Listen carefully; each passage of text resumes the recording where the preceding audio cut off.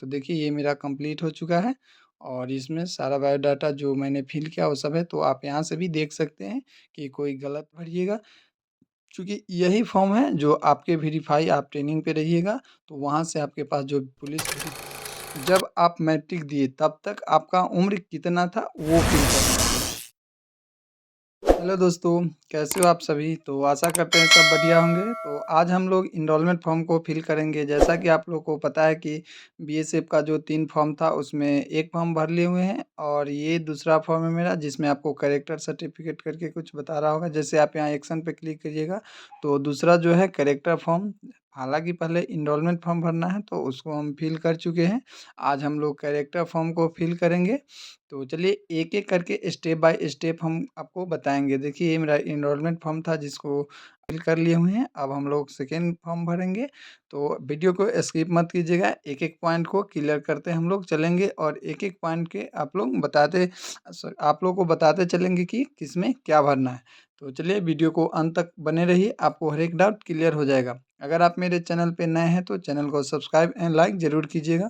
तो चलिए बिना देरी किए अपना वीडियो स्टार्ट करते हैं।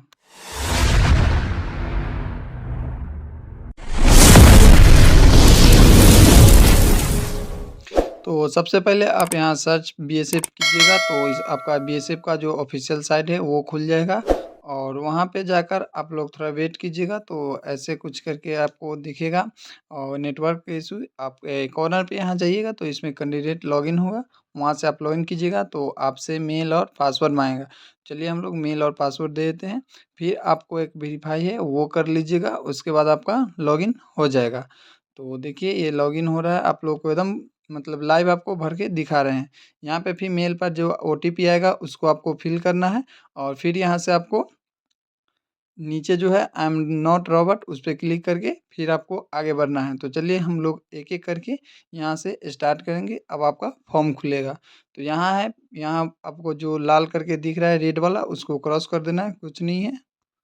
और इसको आप हटाइएगा तो यहाँ से आपका फॉर्म खुल जाएगा। तो सबसे पहले आप देख लीजिएगा यहाँ एसएससी जीडी कांस्टेबल जीडी करके होगा और उस पे आप सामने जो एक्शन दिया होगा इस पे फर्स्ट वाले पे आप क्लिक कीजिएगा तो यहाँ आपका टोटल फॉर्म खुल जाएगा। तो इसमें हम आपको एक जो है एनरोलमेंट फॉर्म भर चुके हैं, आज हम लोग कैरेक्टर फॉर्म भरेंगे। तो चलिए हम लोग कैरेक्टर फॉर्म को ओपन करते हैं। जो आप ये देख रहे हैं ये भर लिए हुए हैं हम और आज हम कैरेक्टर फॉर्म फिल करेंगे। तो चलिए कैरेक्टर फॉर्म फिल कीजिएगा।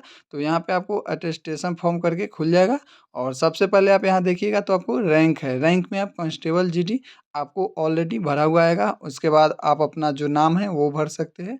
फिर आपका जो कैरेक्टर पे जो बनाए हैं आप उसमें फॉर्म डेट से टू डेट तक आप भर लीजिएगा। तो यहाँ तक कोई प्रॉब्लम नहीं होना चाहिए।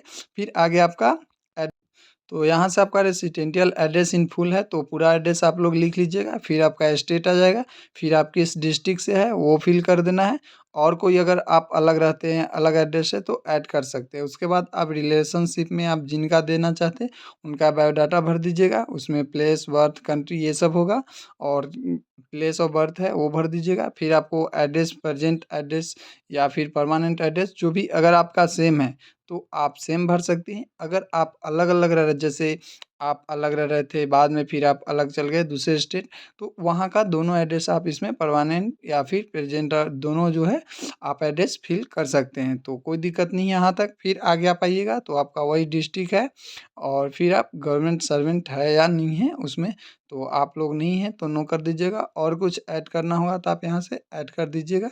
उसके बाद आपका date of birth, as matriculation, देखिए एज मैट्रिकुलेशन में है कि जब आप मैट्रिक दिए तब तक आपका उम्र कितना था वो फ़िल करना है। जैसे आप अपने जन्म डेट ऑफ बर्थ से मैट्रिक जब दिए तो दोनों के बीच का जो एज था वो करना है। फिर आपका इसमें रिलीजन धर्म है, जो भी धर्म आपका हो वो कर दीजिएगा। उसके बाद फिर दूसरा है कि are you member of schedule caste या फिर इसमें जनजाति आते हैं या फिर नहीं आते हैं, तो इसमें भर देना है। चलिए इसमें हम नो है तो नो भर देंगे। फिर इसके बाद हम आगे देखेंगे कि क्या-क्या है। तो चलिए आप इसमें बता दिए ना आपको जनजाति वगैरह जो आते हैं अदर स्टेट का या फिर कोई मतलब ऐसे होते हैं वो भर देना है।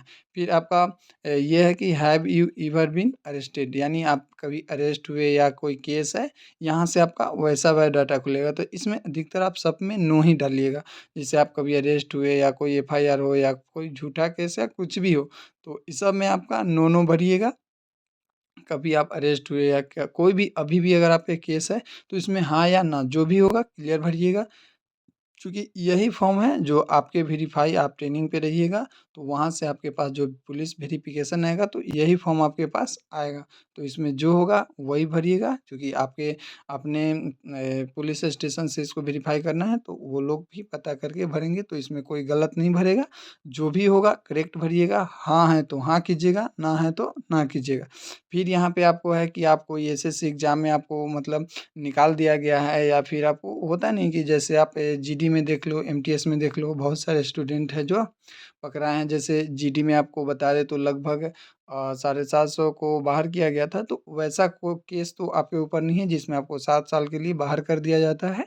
तो एसएससी का फॉर्म जीडीए का ही बात कर लें, जिसमें आपको बताया कि 750 के करीब में जो स्टूडेंट रिजल्ट के टाइम पे बताया कि इसको बाहर कर दिया गया है, वो फिर दोबारा एसएससी एग्ज़ाम नहीं दे सकता।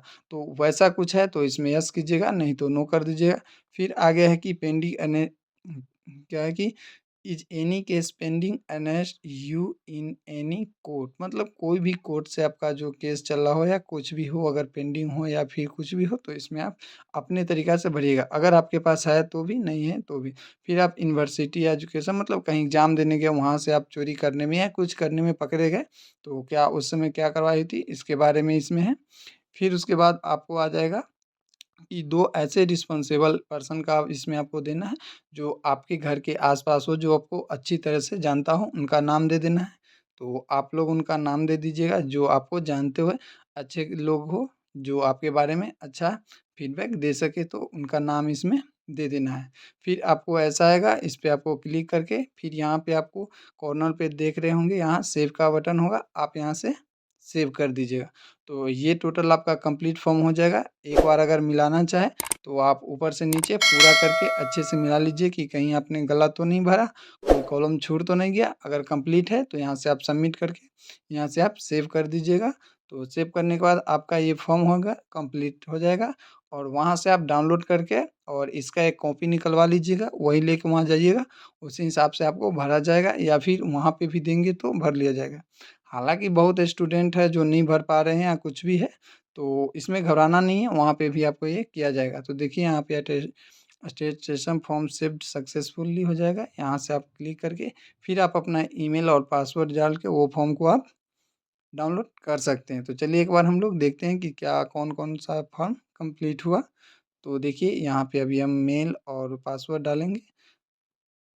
तो चलिए मेल और पासवर्ड डाल लेते हैं, जिस मेल से मैंने लॉगिन किया था वो डालेंगे, फिर पासवर्ड डालेंगे। तो ये और फिर वेरीफ़ाई करके आपको ऐसा कुछ इमेज आएगा जिसको इसमें जैसे कार्ड्स है तो कार्ड सेलेक्ट करके फिर लॉगिन कर देना है। तो आपको लॉगिन किए फिर ओटीपी मेल पे आएगा, मेल का ओटीपी इस पे लगाएँगे, फिर इसको सबमिट करेंगे तो फॉर्म खुलेगा जिसमें आपको बताया जाएगा कि आपने कौन-कौन सा फॉर्म कंप्लीट कर लिया है। तो चलिए ओटीपी आ गया है, हम अब इसको सबमिट करते हैं। तो देखिए फिर ऐसा इमेज आया, इसमें आपको सेलेक्ट कर देना है, जो-जो ऊपर बोला जाएगा करके वेरीफ़ाई करके सबमिट कर दीजिए। तो ये आपका सबमिट फुल हो गया, फिर आपको नीचे एक होगा जिसमें आप इसको ओपन कीजिएगा, कुछ नहीं है, उसका इंट्रो रहता है, फिर क्लोज़ करके फिर यहाँ पे आइए, तो आपका एसएससीजीडी 24/12/2024 का एक्शन पे देखिए, यहाँ पे डाउनलोड एनरोलमेंट फॉर्म और डाउनलोड कैरेक्टर फॉर्म दोनों कंप्लीट है। अभी मैंने ये फ़िल किया, तो इसको चलिए डाउनलोड करके देखते हैं और डाउनलोड करने के बाद आपका फॉर्म कंप्लीट हो चुका है, उसका आप कॉपी निकलवा लीजिएगा, ज़्यादा बेटर रहेगा चूँकि वहाँ पे आपको कॉपी देखेगा या फिर वहाँ पे भी आपको भराया तो जाना है। तो देखिए ये मेरा कंप्लीट हो चुका है और इसमें सारा बायोडाटा जो मैंने फ़िल किया वो सब है, तो आप यहाँ से भी देख सकते हैं कि कोई गलत तो नहीं हुआ या कुछ भी। तो एक-एक करके आप लोग यहाँ से मिला लीजिएगा कि मैंने जो भरा वह सही है या फिर गलत है यहाँ से भी, तो आपको ये हो जाएगा कि हाँ, मैंने ये ग गलत भरा था। तो वहाँ पे जब जॉइन कीजिएगा तो वहाँ पे डॉक्यूमेंट वेरीफ़ाई होगा, उसमें आप ये बता सकते हैं कि सर ये गलत हो गया था फिर से। तो वहाँ पे कोई ऐसा ऑप्शन होगा जिसमें आपको सुधार दिया जाएगा। उसमें आपका रेजिमेंटल नंबर तो था ही नहीं, तो उसमें कुछ भी भर दें तो उसे भी सुधारा जाएगा वहाँ पे। तो एक-एक करके सभी आदमी फॉर्म को मिला लीजिएगा। तो चलिए फिर अपने मिलते हैं नेक्स्ट वीडियो में, तब तक के लिए आप अगर एनरोलमेंट फॉर्म नहीं डाले हैं तो आप उसका वीडियो जाकर देख सकते हैं, वहाँ से भी आप वो डाल सकते हैं। तो एक लास्ट फॉर्म है जिसमें आपका नॉमिनेशन फॉर्म है, तो चलिए इसके बाद थोड़ी देर में उसका भी वीडियो आ जाएगा। तो उस फॉर्म को भी मैंने लाइव फिल करके आप लोग को वीडियो बताते हैं। तो कुछ देर में नॉमिनेशन का भी फॉर्म आ जाएगा, तो आप लोग मेरे चैनल पर अगर नए हैं तो चैनल को सब्सक्राइब कर लीजिए, ताकि आने वाला वीडियो का नोटिफिकेशन आपको मिल जाएगा। तो चलिए आप अच्छे से केयरफुल की तरह मतलब एक भी कॉलम को गलत नहीं कीजिएगा, जो हो सके, जो समझ में आ रहा है अच्छे से भरिए। तब तक के लिए जय हिंद, मिलते हैं फिर दूसरे वीडियो में।